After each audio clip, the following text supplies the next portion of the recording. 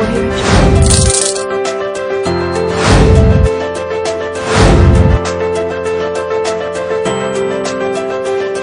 mining sector is an important segment of the Ghanaian economy and has played significant roles in the socio-economic development of the country. Historically, the sector's contribution to gross foreign exchange has only been paralleled by the cocoa sector. Today, as we speak, many of the mines in the country risk closure. Several workers have been laid off, and many more are expected to lose their daily bread. Today on the show, Doing Business in Ghana, my guest is the Acting Chief Executive of the Ghana Chamber of Mines, Sulleymanu Konney. We shall look at the Ghanaian mining sector and its contribution to Ghana's development and growth.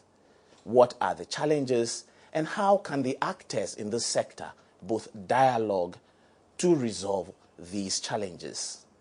Welcome to the show Doing Business in Ghana on Capital TV. My name is Sena Atoklo. Mr. Konney, welcome to Doing Business in Ghana. Thank you very much.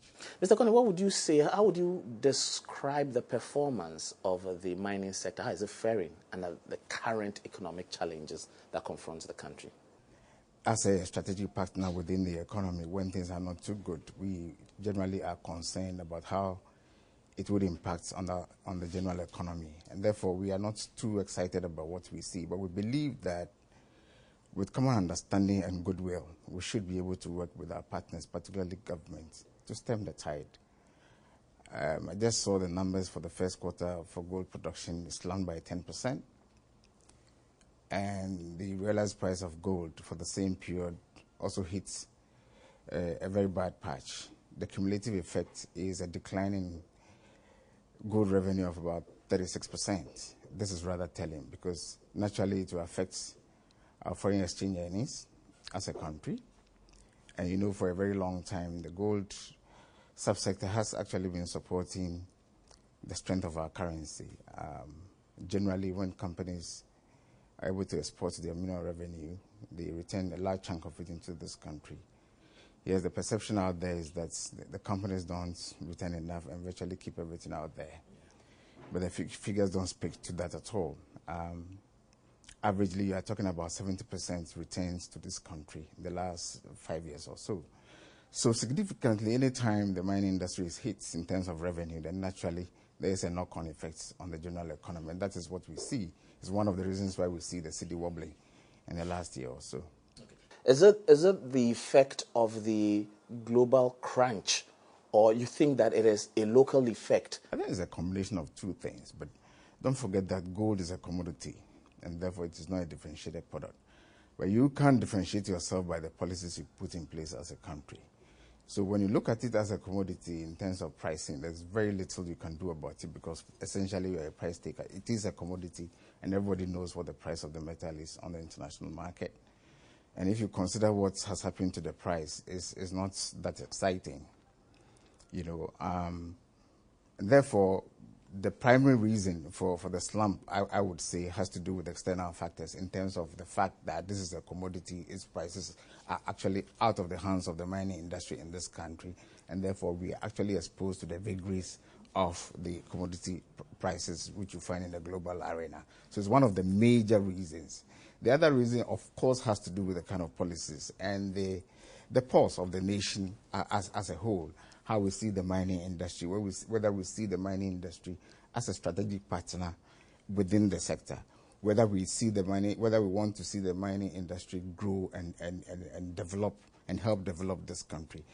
If generally the feeling is that the mining industry is not an able partner and is not really helping with the development of this country, and that governments should try and extract a lot more from the mining industry, generally what happens is that, yes, in the short term, government may be able to get a lot more revenue from the mining industry.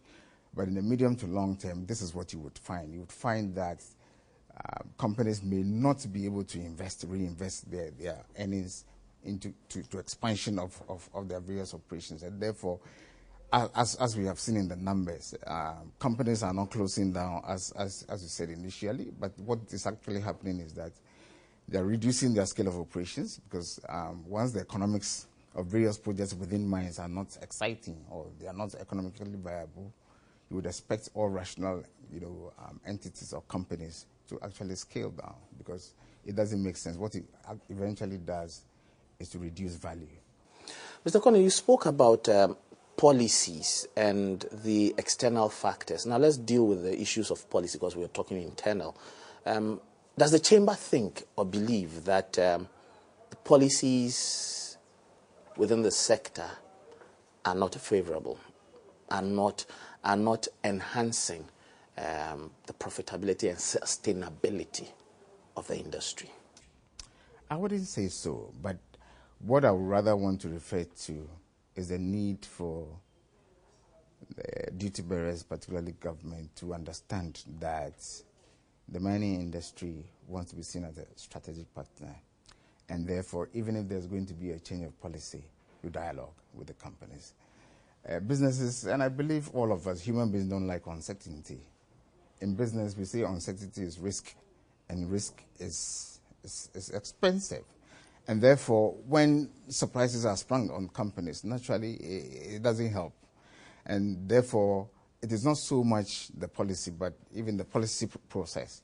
How do you dialogue, discuss issues with the companies even before you go ahead to implement some of these things? Because for all you know, companies would be able to help you identify more effective ways of, implementing policies to be able to achieve the same objectives without springing surprises on the companies.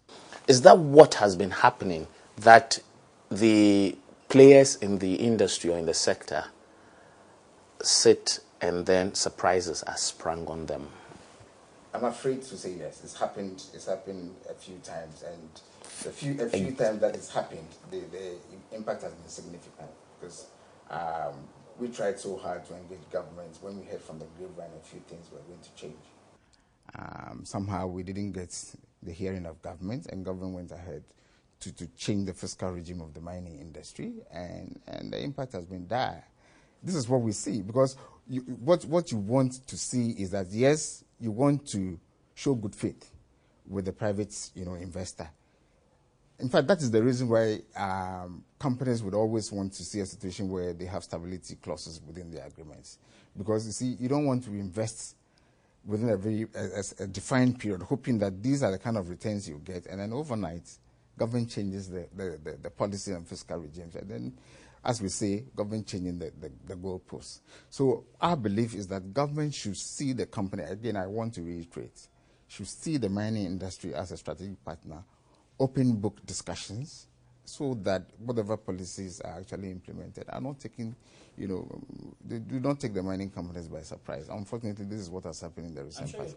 I'm sure you're talking about the windfall tax that that government proposed some time back. No, exactly. Before the windfall tax was implemented, a few other things were changed in the fiscal regime. But regarding the windfall profit tax, we've had lots of discussions.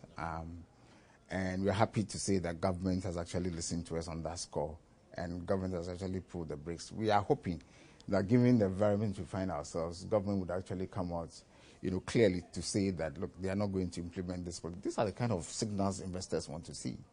That, yes, there's certainty within the investment landscape. But if government's more or less lethargic and unsure and is not able to come up with definitive statements regarding what the fiscal regime would be like, then naturally investors will want to pull back all the time. They are not too sure what would happen. And, they will always want to be on the fence. Instead of reinvesting and expanding their operations, they would want to hold back until they are so sure and certain that this will be the fiscal regime before they come in to invest. I get the impression or the feeling that government doesn't do enough dialoguing with the stakeholders within the mining sector before even coming up with policies or measures geared towards this sector. Is that it? I wouldn't use that as a blanket statement, because, like I explained to you, for some of the policy initiatives, there were discussions. Windfall profit tax, had lots of dialogue on that. But the fiscal regime, the tweaking of the fiscal regime, for example, the increase in the corporate tax regime, the increase in the royalty rates, and then the general change of the fiscal regime, those were not discussed at all. And it actually took the mining industry by surprise, completely. But you're making money. You're making millions, billions. I wish. PwC, PricewaterhouseCoopers, came out with a report recently on the mining industry for the year 2014, and it's quite revealing. The mining industry's profitability and dividend payout, one of the lowest you'll find in the world. And therefore, in fact, that's one of the reasons why the mining industry is not doing well. Because if investors, are actually not convinced that you give them the kind of returns that they expect, or comparable to alternative stocks, naturally they'll move their stocks into other investments. And that's one of the reasons why the mining industry is not doing that well. You're still watching Doing Business in Ghana on Capital TV, and my guest on the show today is the Acting Chief Executive of the Ghana Chamber of Mines, Sulleymanu Konney. We're looking at the mining sector in Ghana. For most Ghanaians, owning their own homes has been impossible for various reasons. Let us introduce you to Kingdom Capital Ghana Limited, a real estate and building construction firm with your safety and security at heart. Kingdom Capital has within the Kingdom City Enclave litigation-free serviced plots available for sale at Katapo Kwabenya, Ayi Mensa near Peduase Lodge, Amanfrom, Dentra, Eburi, Somanya near Akuse Junction, Gomwa near White Sands, Dawenya near Central University, Kwekrum near Ojobi, and Ademan near Pukwase. The other good news is we have special discounted rates for groups. The prices are affordable. You can call or visit any of our offices at Dansoman near Datu School. Reach us on 0302 327 941 or at Wager on 0501 339 701. You may also pick a form and make payments at any Capital Line Microfinance branches at Mataheko, Dansoman, Bubuashi, Eburi, or Insawam, or reach us on 0302 327 941 or 0501 339 706. 0501 339 717 for more details. You can also log on to our website www.kingdomcityaccra.com. Kingdom City, combination of comfort and secure lifestyle. Life affords everyone many opportunities for self-advancement. Just a few can see.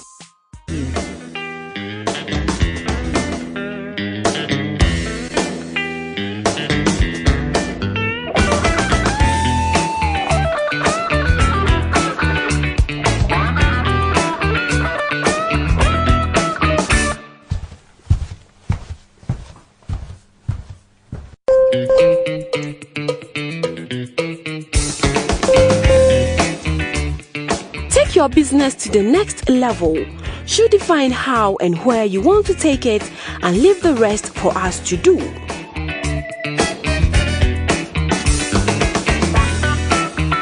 For all your business, trade and finance loans, personal loans, educational and rent advance loans, investment advisory services, talk to Capital Line Investments Limited. We offer very competitive interest rates and give you the best customer services in processing your loan facilities.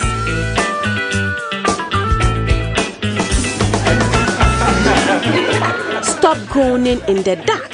Take that step and come to us for your life-changing and transforming moments. Contact us on 030-7032-201, 030-7032-202, 030-2320-663, 050-1339-708. Send us an email on capitalline.invest@gmail.com or visit our website www.capitallinegroup.com. Capital Line Investments Limited, your total solutions point for your financial challenges.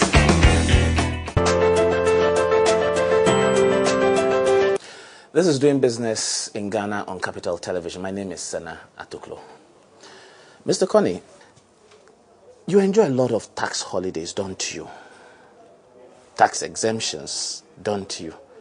Aren't all these enough for players in the sector? To answer that directly, I would say the mining industry doesn't enjoy tax holidays, but it does enjoy some tax exemptions. And the exemptions particularly has to do with what we call the mining list, when you bring in, capital goods directly used for the mining operations. Generally, you would not pay duty on them, especially for plant, machinery, and equipment, and other consumables and materials used. You pay a concessionary levy, but that measure for us underscores government's own acknowledgements of the capital-intensive nature of the mining industry. All companies benefit from the same measure ultimately, because whatever you pay as part of your duty on capital goods, on imports, is actually recognized through the income statement. In the case of the mining industry, because of the capital nature of it, government says that, okay, we'll give you that reprieve up front so that you don't pay it up front, and therefore there's no opportunity for you to even recognize it through your income statement. So net is about the same. So let me ask you, so you believe strongly that what the mining companies are paying in terms of revenue, in terms of royalties, the chamber is okay with it? They can't do more than that? They can't do more than what they are doing now? I think that's a difficult question. The reality is that royalties are pretty high compared to other jurisdictions. It's actually 5%. 5% off the top of the income statement, of your revenue. So assuming you make a revenue of 100, all you do in terms of royalty is to pay 5 straight to government without even considering your cost of operation. So even if you are running a mine and you are running at a loss, you're obliged by law to pay that 5 out of your 100 revenue to government. Do you ever run at a loss? Do they ever run at a loss? That's interesting. I'm sure you heard of the story of Obuasi. And even before Obuasi, you have a member company which has been running at a loss for years. And government is aware of this. Running at a loss, and their principals have to ship money from headquarters to come and ensure that the company survives in the near term. Obuasi has gone through the same patch in the last few years, running at a loss. And that is the reason why the headquarters has said, this is not sustainable. We cannot continue as is. And therefore, we need to put the brakes and restructure and reorganize to ensure the long-term viability of the mine. At your last check, what was the price of gold on the international market? I think it's about 1,200 there. And the argument is that even at that rate, companies should not cry, should not complain, or should not cry. Why shouldn't they complain when the price of... That at that rate, they still would be breaking even? Well, I've heard that argument several times, and I say to myself, when you have a business where revenue is based upon a price of 1,700, so to speak, and then overnight it slumps to about 1,200, all your projections, all your costs are based upon 1,700, naturally you would have to feel the pinch. Something has to give. So first and foremost, companies will talk about it, and then what will happen next is what you are saying. Try to right-size, reorganize, restructure. Because you see, you do nothing about it, you are jeopardizing the future of the mine. And as a country, I don't believe anybody wants to see that. So it may be a short-term pain, for example, to say a few people should be laid off to ensure that the viability and the sustainability of that particular mine is actually assured. Because at the end of the day, if the mine survives in the long term, it inures to the benefit of this country and not just one individual. So it is in our collective interest to ensure that the mines survive and their life of mines are actually enhanced and elongated. The longer the lives of the mines are, or as long as they run, the more benefits they actually bring to the nation. How difficult is it to operate within the mining sector in Ghana, policy-wise, everything? How difficult is it? I wouldn't say it is any more difficult than other ordinary businesses would run their businesses in this country. Whether it's a question of power in terms of infrastructure. If you're into manufacturing, you have power challenges. Naturally, we all face the same kind of challenges. So generally, the cost of doing business, which you will find other companies in other sectors face, generally actually apply to the mining industry as well. Unfortunately for us, we have a unique challenge, and that challenge has to do with perception, how people perceive the mining industry. It's something we are working very hard at. It's a difficulty, but we believe that with concerted effort, we should be able to get there. Because we believe that the mining industry should be seen, again, like I have said, as a strategic partner, and the value we actually bring to this country. It's unfortunate that you have situations where duty bearers who have the information of the mining industry's contribution and all of that are unwilling even to speak to the facts. I have experienced that several times in my engagements with civil society, various initiatives that I've actually worked under. Several examples where public officials who know better to actually explain and say that, look, these are the facts. What you are saying is not true. Are not able to come out to actually speak to the facts. And it's a challenge we have, and we believe that as an industry, it's something we need to address. And we are actually, getting ourselves ready to address that. You're still watching Doing Business in Ghana on Capital TV, and my guest on the show today is the Acting Chief Executive of the Ghana Chamber of Mines, Sulleymanu, Konney.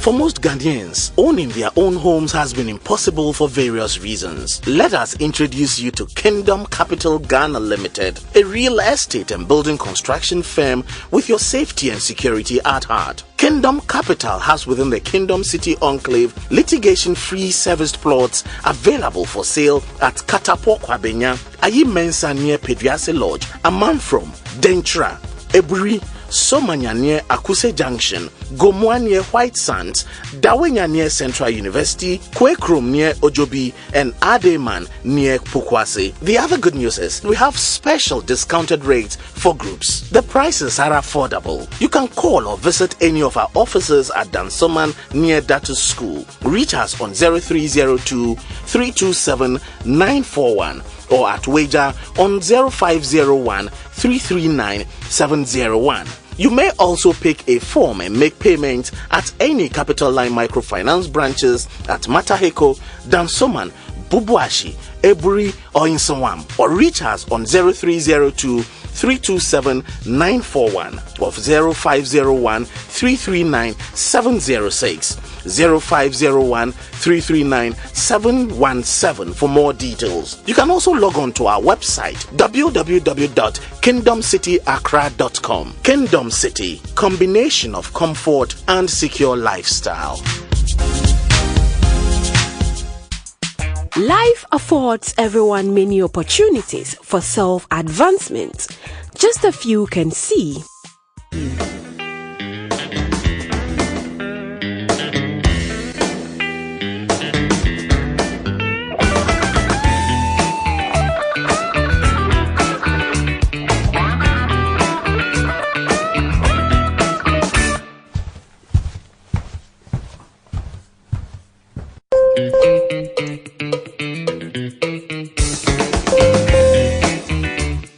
Take your business to the next level. You define how and where you want to take it, and leave the rest for us to do.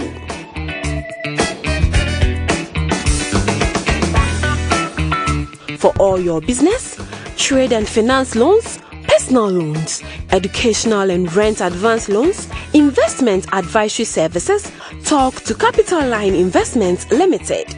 We offer very competitive interest rates and give you the best customer services in processing your loan facilities.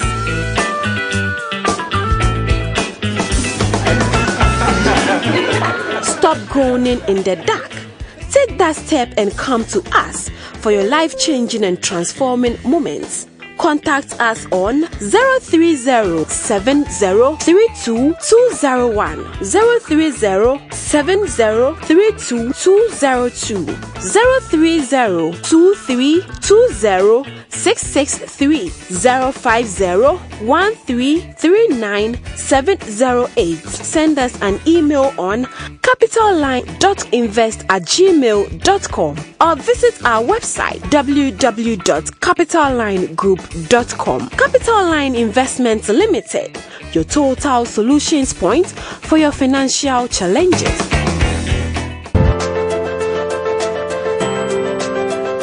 Does the chamber feel that the country's economy is not being managed well at this point, hence the challenges that the mining sector is also facing? We are not in a position to say this, whether the economy of this country is well managed. What we all know, of course, is that we've had challenges in our economy, particularly the budget deficit. And it's our hope and prayer that will be resolved as quickly as possible. It's a difficulty we have. Who created the deficit? Is it not the managers of the economy? Well, when you speak with the managers of the economy, they would also give you reasons why they had to run into those deficits. I'm not holding brief for the managers of the economy, but they will tell you when people cry out to them and they say, I need this and I need that, and life-threatening situations which need to be addressed. What do they do, especially when they are very close to elections? And therefore, it's a difficulty. It's something we really need to come together as a country to resolve, that politicians are not for their Christmases.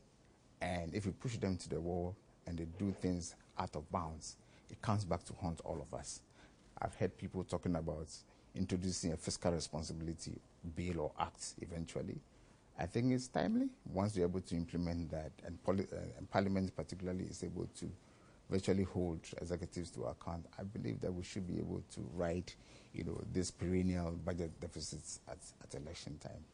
I will not attribute it to any particular government, but it is us, the demands we make on politicians, our expectations of politicians to do A, B, C, D for us. They don't have the deep pockets. It's a defined, quantum of money which is available.